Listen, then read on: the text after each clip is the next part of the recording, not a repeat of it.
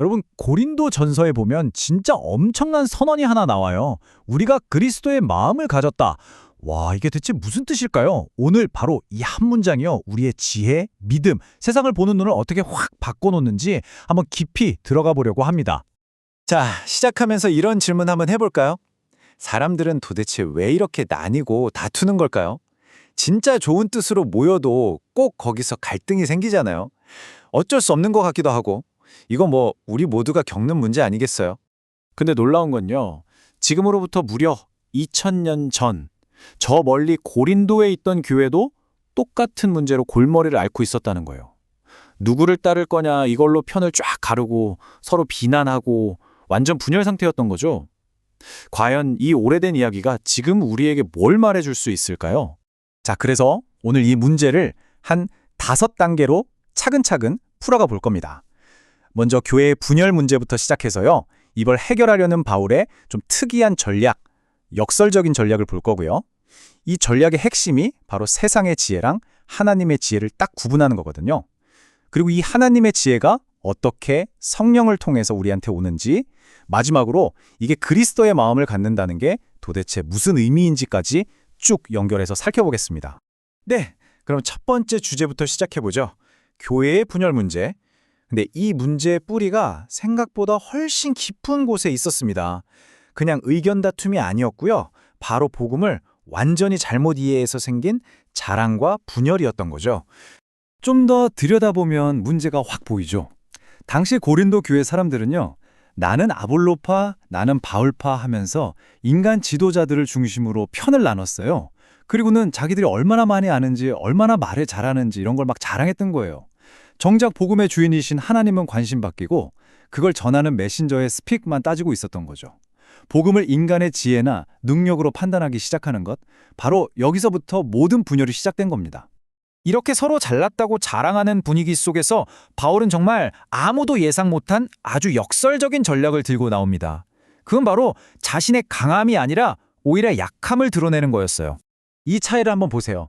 당시 고린도는요, 철학과 말 잘하는 기술, 그러니까 수사학의 중심지였어요. 당연히 사람들은 뭔가 화려하고 지혜로운 그런 말을 최고로 쳤죠. 능력 있는 연설가를 기대했다고요. 그런데 바울은요, 완전 반대로 갑니다.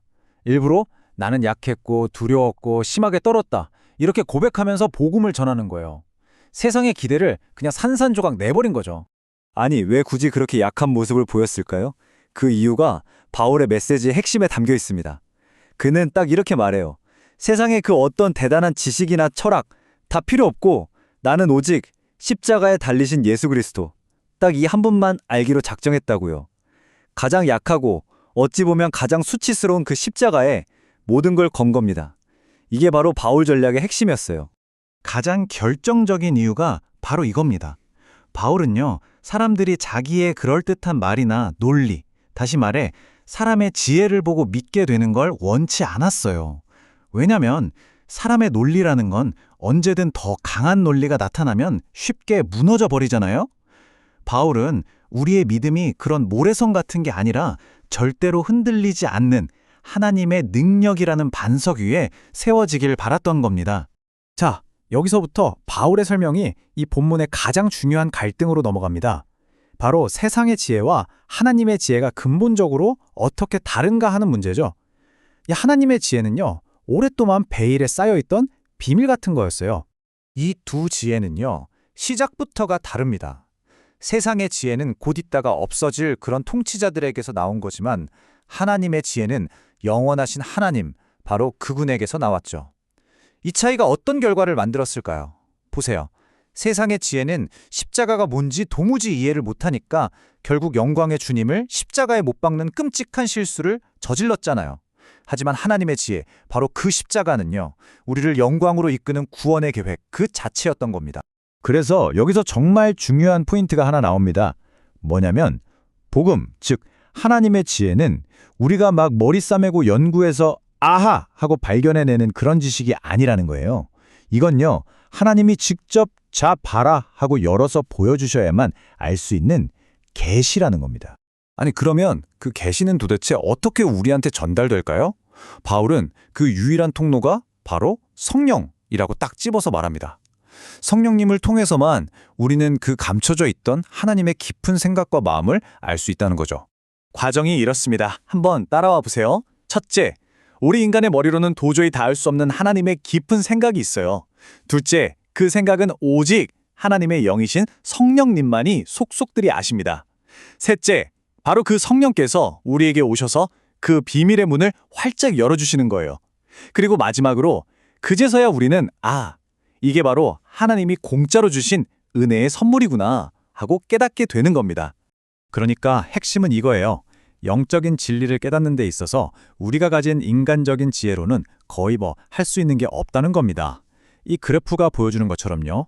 오직 성령께서 가르쳐 주실 때 바로 그때 우리는 진짜 이해에 도달할 수 있는 거죠. 자, 이제 바울의 논리가 드디어 클라이맥스를 향해 달려갑니다. 그렇다면 성령을 받은 사람은 대체 어떻게 변하는가? 와, 정말 놀라운 변화가 일어나는데요. 바로 새로운 정체성과 세상을 보는 완전히 새로운 관점, 즉 그리스도의 마음을 갖게 된다는 겁니다. 바울이 두 종류의 사람을 딱 비교해서 보여줘요. 먼저 성령이 없는 자연에 속한 사람. 이 사람은 하나님의 일을 딱 보고는 에이 저거 어리석은 소리 아니야? 하면서 절대로 이해를 못해요. 하지만 성령을 받은 신령한 사람은요. 모든 걸 영적으로 분별할 수 있게 됩니다. 이게 그냥 IQ가 높아진다는 뜻이 아니고요. 세상을 보고 판단하는 기준, 그 운영체제 자체가 완전히 바뀌어버렸다는 뜻입니다. 바로 이 지점에서 바울이 구약 성경을 인용하면서 정말 강력한 질문을 하나 던집니다. 도대체 누가 주님의 마음을 알아서 그분을 가르칠 수 있겠는가? 이 어마어마한 질문 앞에서는요. 세상의 그 어떤 똑똑한 지혜도 그냥 입을 다물 수밖에 없죠. 그런데 바로 그 뒤에 정말 상상도 못했던 엄청난 선언이 터져나옵니다. 그러나 우리는 그리스도의 마음을 가지고 있습니다. 와, 이게 무슨 말이냐면요. 우리가 하나님의 생각, 그분의 관점을 공유하게 되었다는 거예요. 이건 신자의 정체성에 대한 거의 핵폭탄급 선언인 거죠. 자, 이제 모든 퍼즐이 맞춰지면서 처음 문제로 다시 돌아오게 됩니다. 한번 생각해 보세요. 믿음의 시작부터 끝까지, 복음을 전하는 것부터 그걸 깨닫는 것까지 이 모든 게 다 성령께서 주신 선물이라면 우리가 내가 잘나서 하고 내세울 게 과연 있을까요? 정답은 네, 제로입니다. 하나도 없어요. 자랑할 이유가 아예 없는 거죠. 그래서 오늘 이야기의 핵심을 딱 정리하면 이렇습니다. 복음의 시작도 성령, 그 복음을 깨닫는 것도 성령, 우리의 신앙은 처음부터 끝까지 전적으로 하나님의 은혜라는 겁니다.